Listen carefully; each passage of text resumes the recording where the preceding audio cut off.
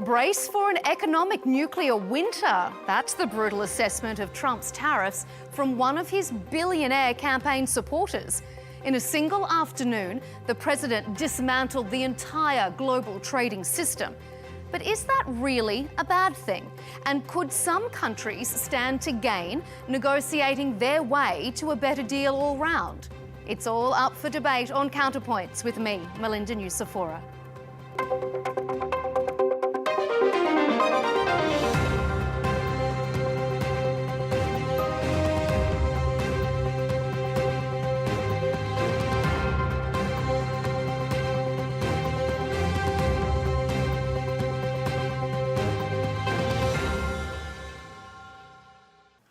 More than $5 trillion has been wiped off the stock market since President Trump took a sledgehammer to the global trading order. JP Morgan estimates there's now a 60% chance of a global recession, up from 40%, and Wall Street chalked up its third worst three-day run ever. President Donald Trump insists you got to take your medicine to fix something, no matter how bad world leaders think it tastes. The administration's tariffs have no basis in logic, and they go against the basis of our two nations partnership. This is not the act of a friend. I'm concerned because at the heart of it, free trade is being undermined. I am concerned that multilateralism is being defeated. This is an attack on a trade order that has created prosperity all over the world. But really, for many working class people all over the world, that prosperity has been pretty elusive. Wall Street may be suffering, but over on Main Street, are things really going to be that bad?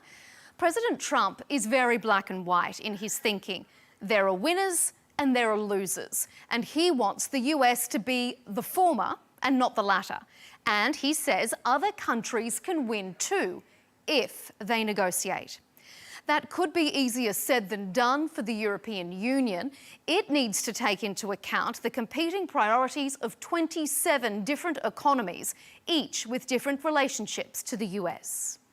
Coming up on Counterpoints, our panel will debate if the economic fallout from Trump's tariffs is really as bad as stock markets make it look, whether or not countries could benefit from the global trade shakeup, and just how challenging will negotiations be for EU cohesion.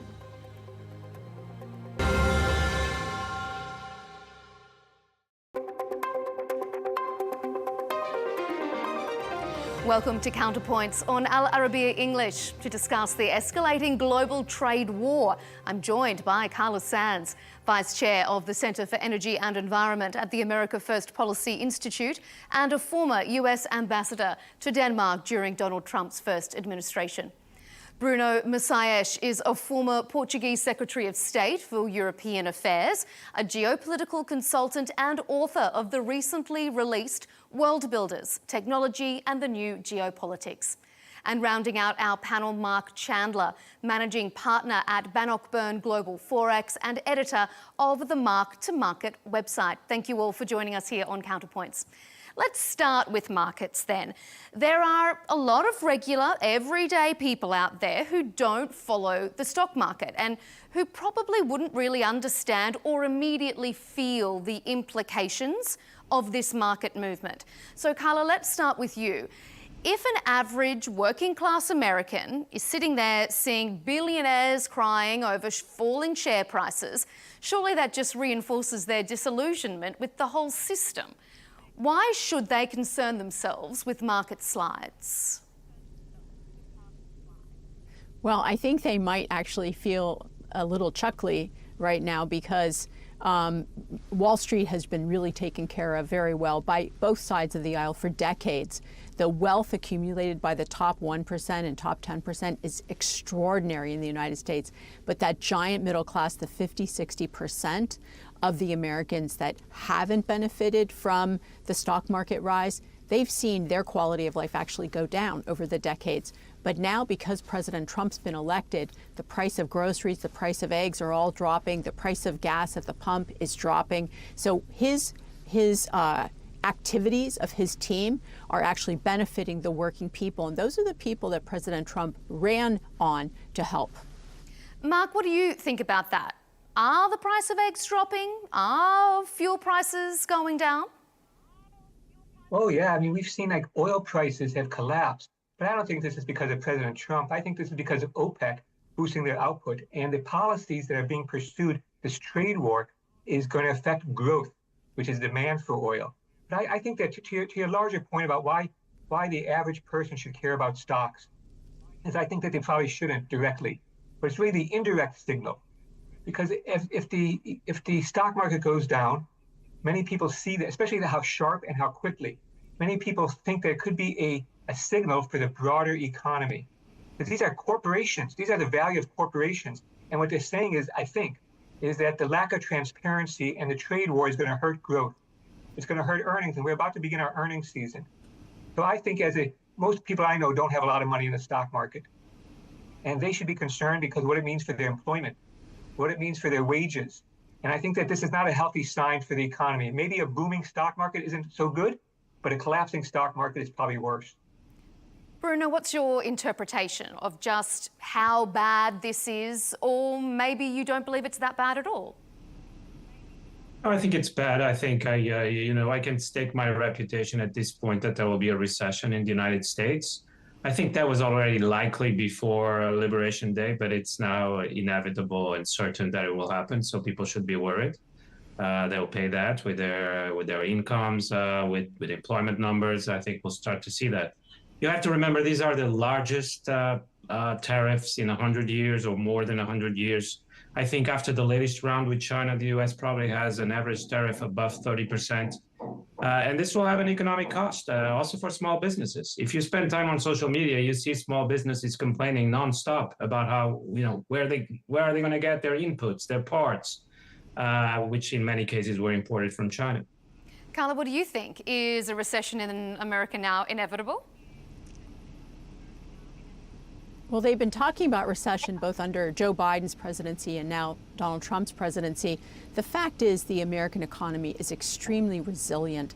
I don't know that we're going to have a recession. Nobody knows. We're speculating. But the fact is that this is a momentary blip in the stock market. It was overdue for a correction. We have seen a stratospheric rise in stock prices, and everyone knew that it was frothy out there. Everybody knew. And as a matter of fact, what President Trump is doing is purposeful. He broadcasted and openly, he didn't hide what he was going to do. He said that he was going to reset trade. He said he was the king of tariffs, that he loves tariffs, the word tariff the most.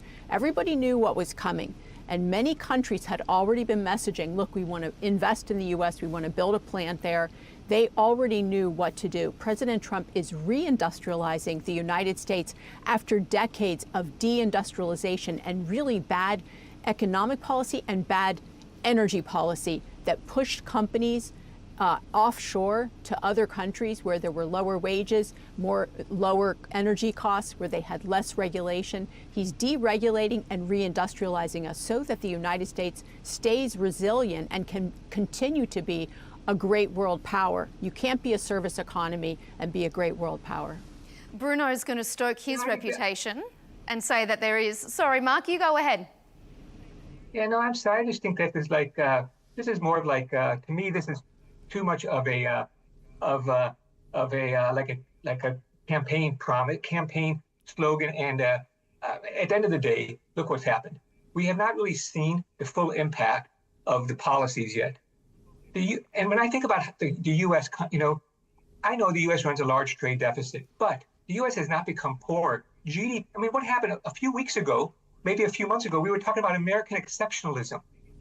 And what does this mean? It means that the U.S. GDP has risen faster than most other countries. And part of the reason is because productivity grew so fast. And so I don't think that other countries running trade surpluses with the U.S. is ruining the U.S. I think that with our service economy, and again, to that point, only about 8% of our workers in the U.S. work in the manufacturing sector, and yet household net worth collectively has never been greater. I think that this kind of talk about how to make America resilient, to me, it's like we as people are sheep. And we've been told that the wolf is going to eat us, and the wolf might be China, It might be Europe, it might be other countries with trade surpluses with the US. But the person who really wants to eat us is a shepherd who's telling us they're taking care of us. But I don't think America is going to be doing, I think that as we look back at these 4 years, if we could have that perspective, I think this is going to be a dark part in American history. I think that we're not going to be proud of this in the same way we're not proud of Smoot-Hawley. We're not proud of the Dred Scott decision in the middle of the 19th century. I think this is a grave day for the US because we're abdicating global leadership. It's not just about the tariffs. The US voted against Europe in the UN on a security issue, favoring Russia. And so to me, what's happened is that President Trump has taken the US from one side of the global battle and brought us to the other side. It's like Lex Luthor joining Superman or Superman joining Lex Luthor or something like that. This is not a healthy sign. And I think we're going to pay the price because our brand, the American brand, has been spoiled. Is this self-sabotage, Carla? If things were so good, well, Mark, is it going to be eaten up? I want to jump in. Go.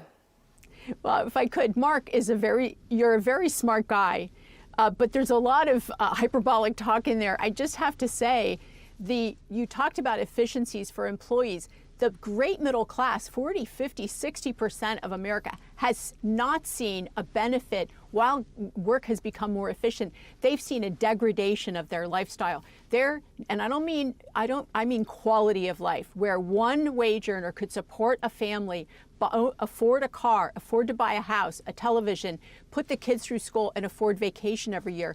It was one wage earner for my lifetime. And then when the globalization happened and those companies moved away, the towns collapsed, their quality of life collapsed. The main streets were very depressed and empty. People turned to drugs and alcohol in their sorrow. It's a devastating story. What President Trump is doing is saying, look, you can't be a great country and rely on your greatest adversary, China, for your rare earth minerals, for your precursors, for pharmaceuticals, for all of the things that you're talking about, the inputs that go into things like cars and military equipment. We have to make them here. We have to re-industrialize, make our steel and aluminum here, make cars so that we can scale up in an event of a conflict. We have to be able to make more defense equipment. He is talking about real things in an increasingly dangerous world. We have Bruno, to keep our eye on what's important. Are you sitting back and watching this from Europe with just bewilderment? Or is Europe thinking, okay, we've got to change the rules of the game here? You know, I agree with both my colleagues in different ways. You know, I do agree with what Carla is saying, and I think the message resonates with the American voter. I spent some time in Michigan just before the election, going to rallies, talking to people, doing some journalism, and I saw that message resonate. What I don't get, and where I agree with Mark, is that the messaging now after the election, and perhaps even before to some extent, is all about blaming foreigners. And that's the part I don't get. If you travel to the United States, as I have for now 40 years, you see, for example, how infrastructure has degraded. To arrive at Newark Airport and to travel to Manhattan now, you are just shocked at the state of American infrastructure. And if you go to a Chinese city, you see the difference. And I could go through a number of variables where there's been a serious decline. And so to just think that it's because foreigners are scamming us that the US is no longer a manufacturing power. No, it's not because of that. But the messaging over the last week is entirely about that, to the point where it becomes actually ridiculous that the people in Lesotho are scamming the United States and enriching themselves at American expense. You know, no one can take this seriously. So, you know, maybe Carla has the ears of the president and can tell him that this is not working even with his own voters. Carla? Well, you know, to your point about, regarding our infrastructure, it's true. The American infrastructure is deteriorating. Our roads, our bridges, our airports, it's embarrassing. I go through places like Abu Dhabi or even India, and the airports are gorgeous. America infrastructure needs to be refurbished. We need a rejuvenation. And President Trump, being a builder president, he's just the guy to do it. All the money that we were shoveling to bad projects around the world, if you look at USAID and the corruption and how we were trying to export ideologies that most countries do not want, they don't welcome it, and we were forcing it for trade and aid. That ended on President Trump's watch. Now that money will be reinvested here in the United States on real projects. When Joe Biden talked about infrastructure, that was all BS. That was cronyism. We're going to rebuild the United States with President Trump's help. Okay, I am going to move us on to negotiations here. Sorry to interrupt you, Mark, because we have some interesting breaking news saying that just recently the president has posted on social media saying, I have authorized a 90-day pause on tariffs effective immediately, except for China. He's issued a pause and substantially lowered reciprocal tariffs during that period of 10%. So, Mark, can we assume from that that maybe it didn't go the way the president thought it was and he's backtracking? Yeah, I think it's not only that backtracking, but these on again, off again, which he did to Mexico and Canada too. If you were a foreign company, a multinational company, what would you do in face of this great uncertainty and this back and forth? One, it tells me there's not a great strategy. Secondly, if I was a large multinational, I would say, to hell with it. I will pay the tariff for the next couple of years, because when the next person gets elected, by the time it takes me to build a factory in the United States and have it operational, not just break ground, but have it actually producing goods or fabricating materials, it's going to be 3 or 4 years in a minimum, probably closer to 5 or 6 years. And so by that time, I'd be betting that the tariffs come down, because this is a case of us shooting ourselves in the foot. And I think that the world recognizes this, and that this capitulation on a 90-day, it was already mooted that this could be a possibility. Trump seemed to downplay it. He called these tariffs permanent. So if they're 90 days, then what happens in another 90 days? We're going to get a good stock market relief because of this, for sure. But will it help the economy? I'm afraid that a lot of the damage is done. Business confidence is not going to improve because we get a 90-day hiatus. This is a more serious thing, and I'm not baffled by it, and many of us have expected that with the stock market collapsing like this and a huge sell-off in bonds, that many people were worried about what we'd call a capital strike against the United States. We already know that Europeans and Canadians are boycotting U.S. goods. They've cut their tourism plans to the U.S. Is it possible that they're doing a capital strike against the U.S. in protest for the U.S., this vote-for-face of the U.S.? And I think that this tariff, just this back and forth, this reflects that lack of an overall strategy, compelling strategy that's going to convince not only large, wealthy people, but even the middle class of America. And you can see this by how much President Trump's support has fallen since the election. I'm going to bring you in a moment, Carla, to respond to that. But Bruno, I want to get your opinion from European Union. They'd already come together to start working out how they can negotiate. Now there's a 90-day pause for everyone except for China, lowered to 10%. Does this make the EU think maybe we don't have to negotiate so hard? What this does is, in the end, completely destroys Donald Trump's credibility. And you won't be able to threaten anyone anymore, because all these threats are empty. After he gets into a little bit of trouble, a little bit of heat, he immediately backtracks. That's already happened in the past with Canada and Mexico and with many other issues. And I think now everyone knows that. You could even say, I hope I'm not exaggerating, we'll see the next few days, you could even say Donald Trump desired presidency came to an end today. If this is true, I'm seeing it on the cover of newspapers. His presidency was supposed to be an exercise of American power against the world. It's not going to happen, because the rest of the world understands that American power is actually quite vapid, and that Donald Trump is so vulnerable to public opinion, he's so vulnerable to small moves in the market, he's so vulnerable to the panic that threatens to install itself, that he will immediately fold. He folded, China didn't fold. This is what the rest of the world is going to be concluding, including the European Union. Carla, what's your response to that? Well, I understand why he would want to make a pause so that other countries, they've got already 70 countries that have reached out and said, we want to renegotiate our tariff deal. And I'm sure that Scott Bessent, the Treasury Secretary, and his team, and Commerce, USTR, I'm sure they're overwhelmed with responding, because remember, these are bilateral trades. Multilateralism is over. These are bilateral deals, and it's different on all the different kinds of inputs. And so I think that they need this time to negotiate, and I'm sure you'll hear good news coming out about new trade deals, because let's not forget, the U.S. had the lowest tariffs among the world, and almost all of our trading partners had much higher tariffs on our goods. It was an inequitable situation. They weren't treating us the way they wanted to be treated, our trading partners. President Trump is going to renegotiate and have more reciprocal trade, and the fact is that the worst actor of them all has been China.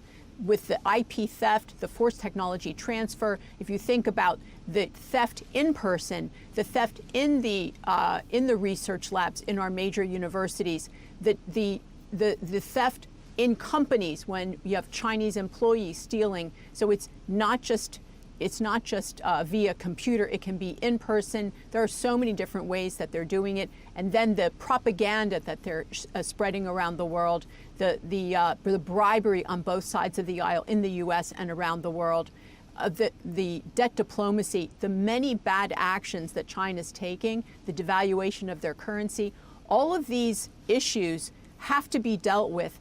They're an outlier among the nations. They should never have been made a member of the World Trade Organization, certainly. So I think that this is an opportunity maybe for other nations to reset their trade with China as well. And then let's look, and I'm sure they're going to be working behind the scenes on these different reciprocal trade deals. But he is bringing manufacturing back to the United States like he began in his first term, which was unfortunately interrupted by the coronavirus. And I think at that time he had brought about 750,000 new manufacturing jobs to the U.S. after we had lost around 5 million over the past 3 decades or so. We had lost 90,000 factories and 5 million manufacturing jobs. Okay, let's pause for one moment. I want to play this little insert from President Trump speaking to a very appreciative crowd with some quite interesting language. Take a quick listen. I'm telling you, these countries are calling us up, kissing. They are dying to make a deal. Please, please, sir, make a deal. I'll do anything. I'll do anything, sir. We'll do anything, sir. They're lining up to make a deal with him, but now he's willing to pause and give them 90 days to reassess their strategy. Mark, do you think that the US is now in a weaker trading position? I think that's really misunderstood. You know, about a third of the US imports don't come from foreign countries. They come from the majority-owned affiliates of US companies abroad.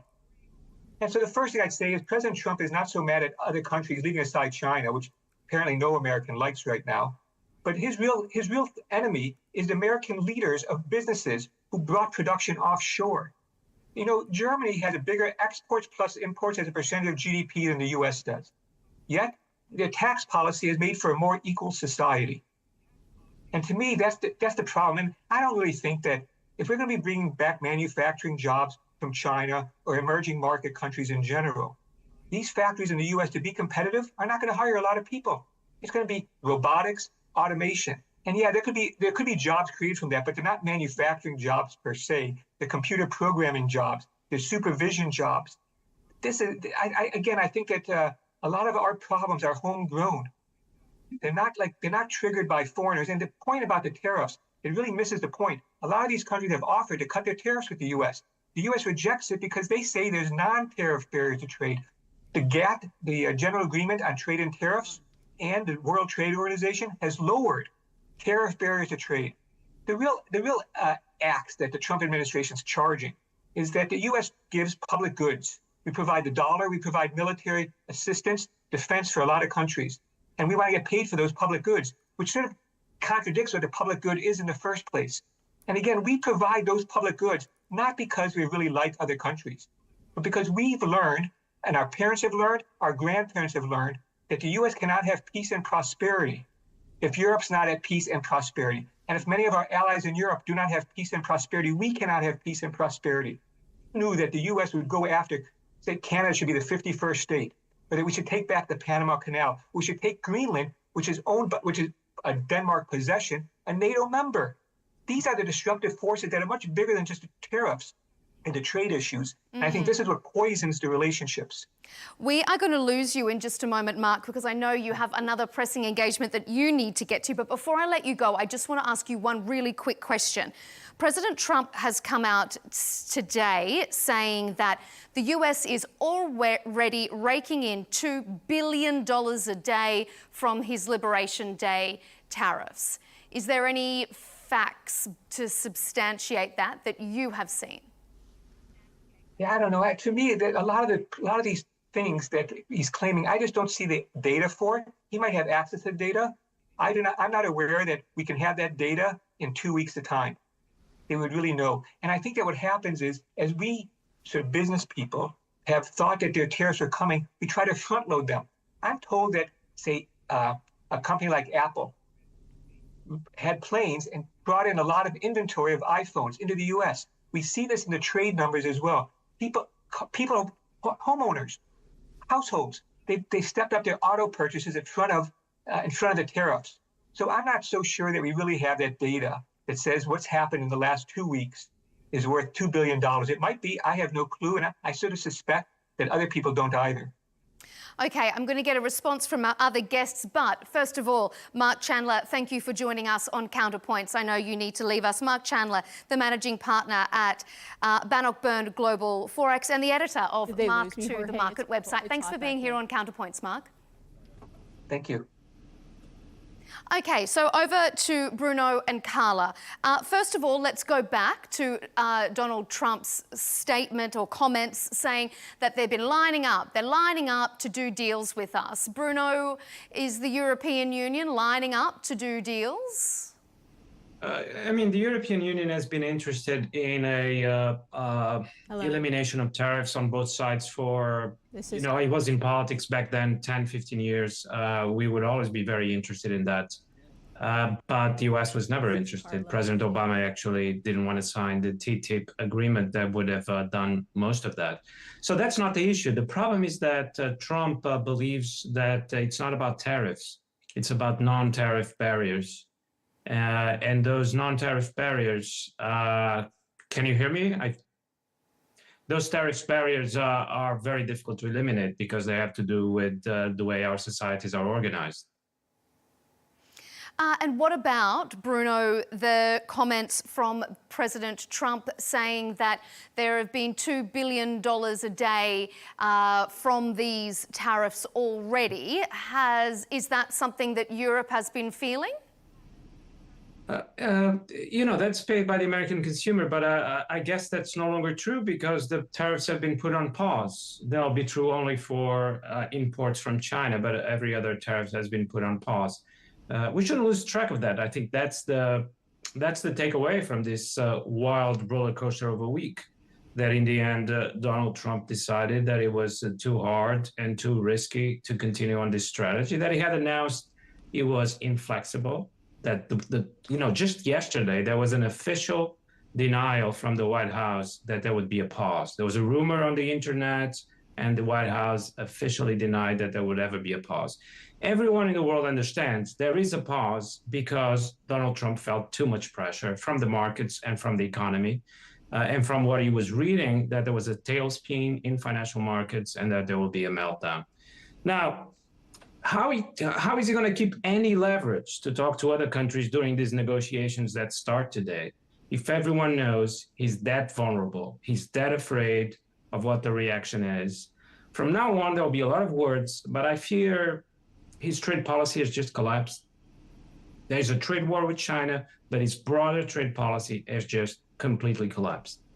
The EU was definitely the weaker partner to begin with. It was dependent on the US for trade rather than the other way around. Do you think the EU is going to approach negotiations very differently now?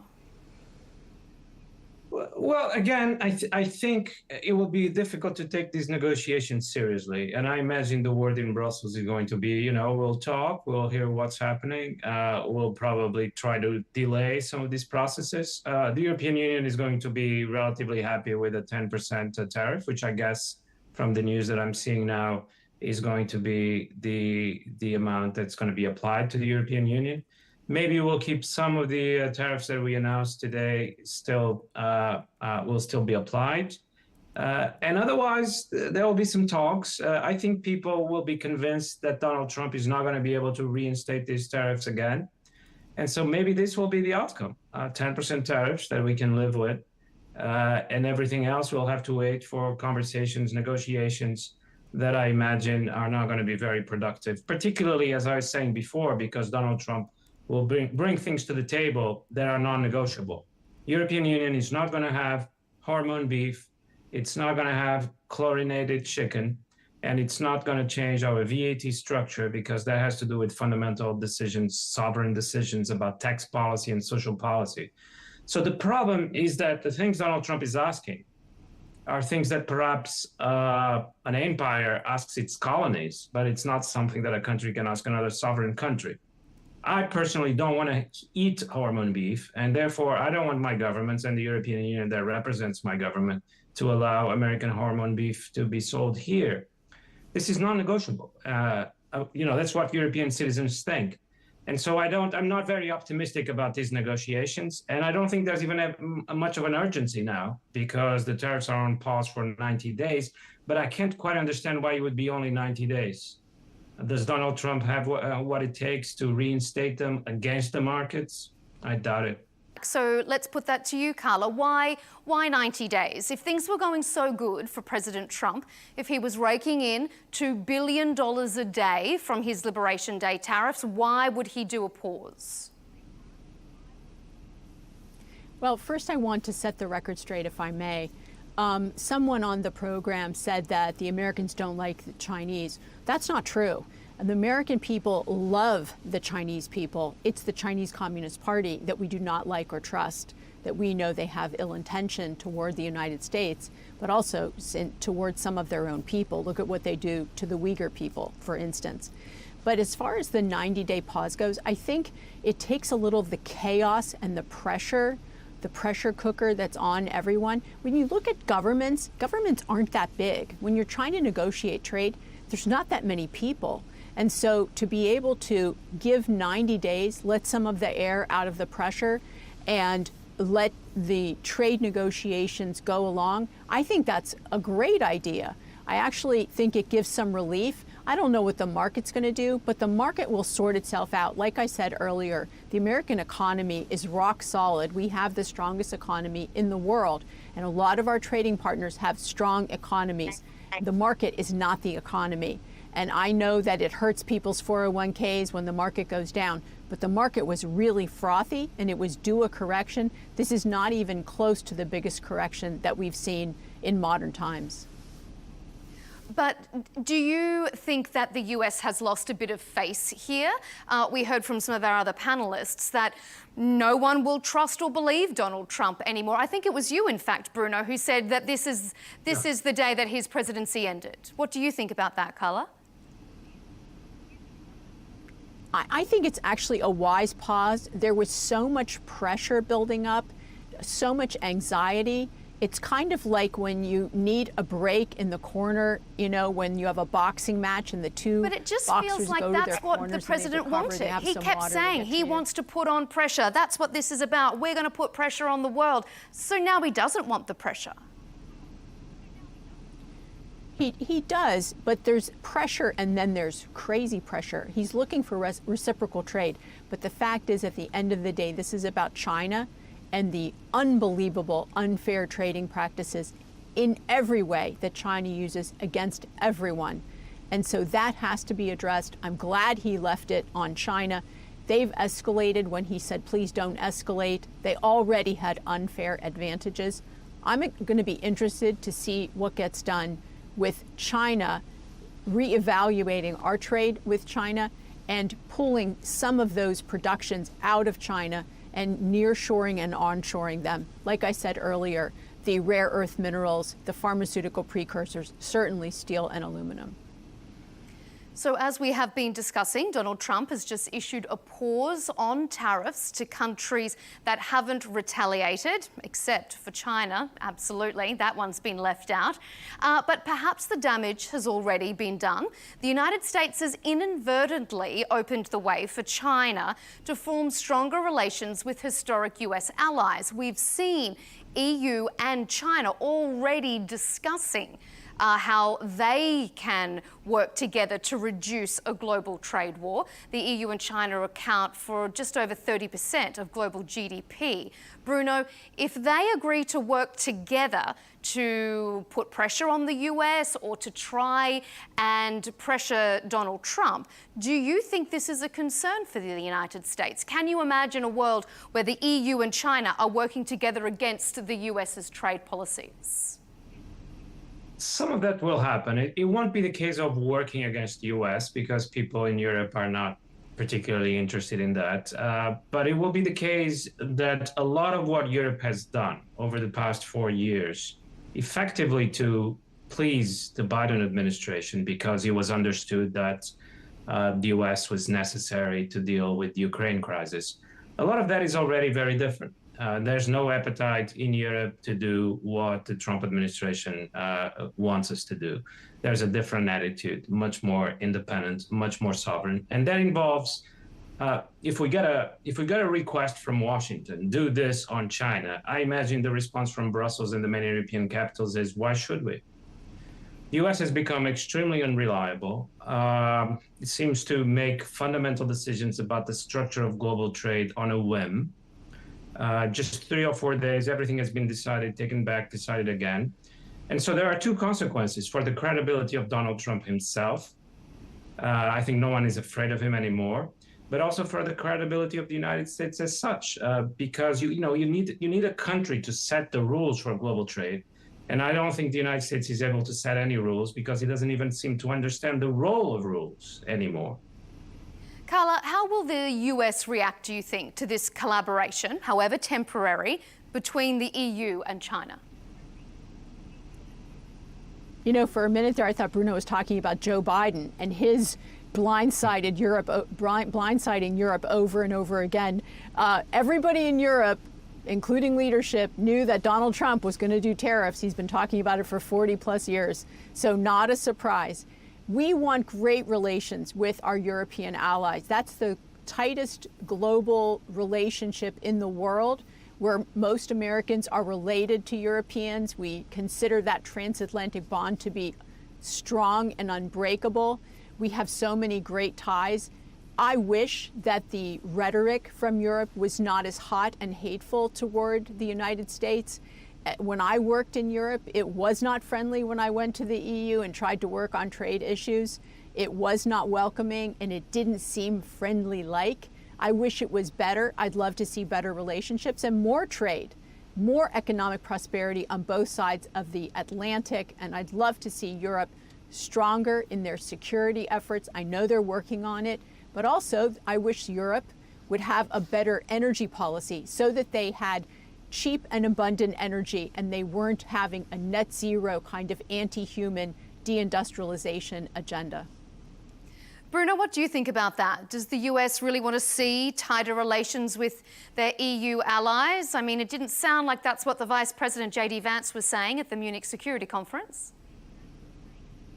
Yeah, what I keep hearing in Europe is that Trump is actually at this point a lesser evil, which is quite surprising compared to what people thought in 2016. And there are a lot of people that are concerned about a J.D. Vance presidency.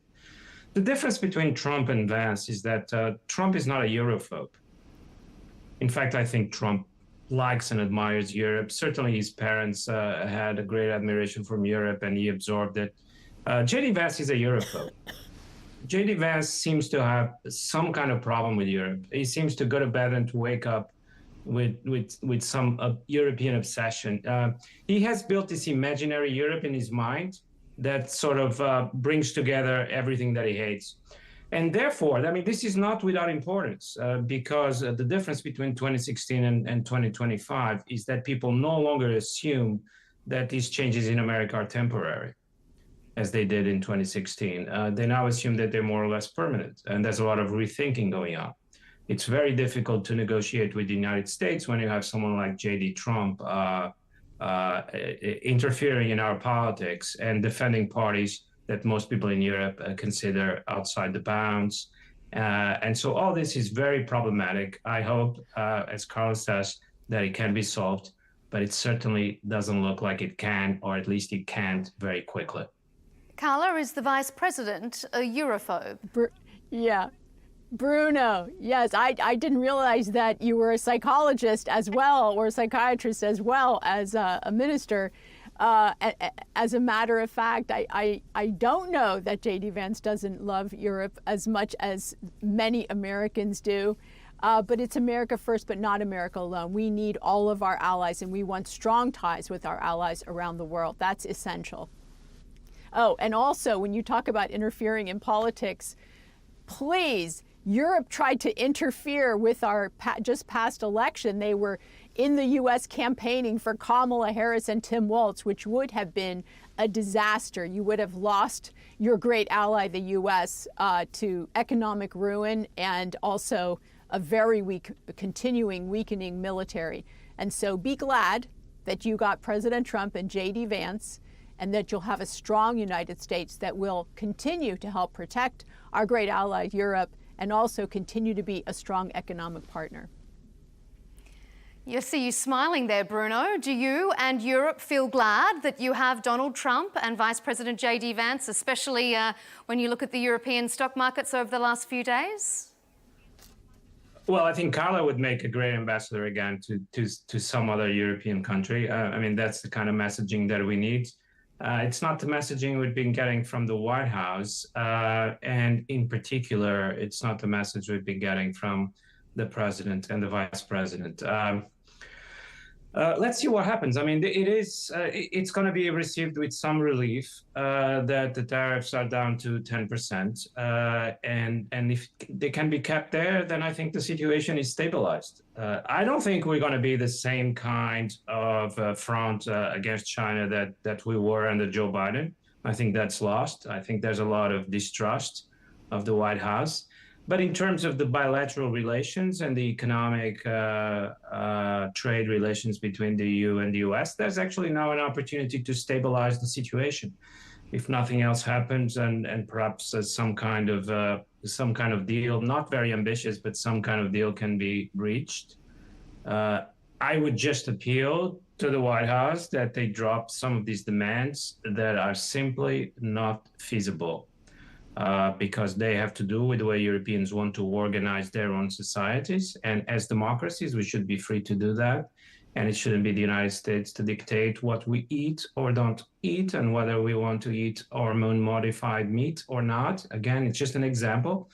But this is a decision that has been made by the European public. And, you know, I saw Peter Navarro write an op-ed in the Financial Times that was essentially a list of what Europeans should eat. It was like a menu. No, thank you. I want to ask you, Carla, just before we wrap up, US and EU relations have already been strained recently over Ukraine. Then we've got these tariffs dispute, and then some very bitter anti-EU rhetoric aired by senior US officials during that Signalgate debacle. Do you think that this economic dispute could potentially flow over into a diplomatic dispute? And do you think that the damage is done? Can the relationship go back to the way it was in the short term? Things can always change in the long term, but in the short term, can things go back to the way they were? Well, you know, it's been great to be with you and your audience. Thank you for having me. I will just say in closing that things shouldn't go back to the way they were. That would be retrograde. We want to move forward in better cooperation with better trade deals. We want more trade, but we want it to be reciprocal. So that is the goal of the Trump administration. I don't speak for the Trump administration, but I understand the goals of the American administration, and really the American people hope for this as well. And, you know, I can't speak to what happened there with some of the security leadership, It's unfortunate, but the fact is that America is a strong and powerful ally, will remain a strong and powerful ally, and we want more trade, and we want it to be freer. Bruno, what do you think? In the short term, can the relationship go back to the way it was, or do you agree with Carla that things need to move in a different direction in the future? I mean, I'm more in the mode of trying to prevent. I'm more in the mode of trying to prevent some kind of decline or some kind of crisis. I think that's the risk right now. There's no room for improving relations. We should all be focused in trying to prevent some kind of rapid deterioration, which already for a number of times, it's only been 2 months or so since Donald Trump took office. Already for a number of times, we've seen significant crisis. I'm not so concerned about trade and the economy. I'm more concerned about Ukraine. This is really where the future of transatlantic relations is going to be decided, because if the United States abandons Ukraine, that will be regarded in Europe also as abandoning Europe, and I think it will be very difficult to recover from that. In the meantime, after this week, Ukraine has disappeared from the headlines, but I guess we'll go back to that issue soon enough and try to make the ceasefire work. But I think that's where the critical issue lies, really. It is going to be an interesting time ahead, and indeed, Ukraine, we will, I'm sure, perhaps be calling on both of you when we get to another Ukraine show. But as you say, it seems like tariffs are just dominating our headlines. To our guests, Carla Sands, the Vice Chair of the Centre for Energy and Environment at the America First Policy Institute, and Bruno Macaes, former Portuguese Secretary of State of European Affairs. And joining us earlier was Mark Chandler, the Managing Partner at Bannockburn Global Forex. We thank you all for your time here on Counterpoints. Thank you so much for joining us.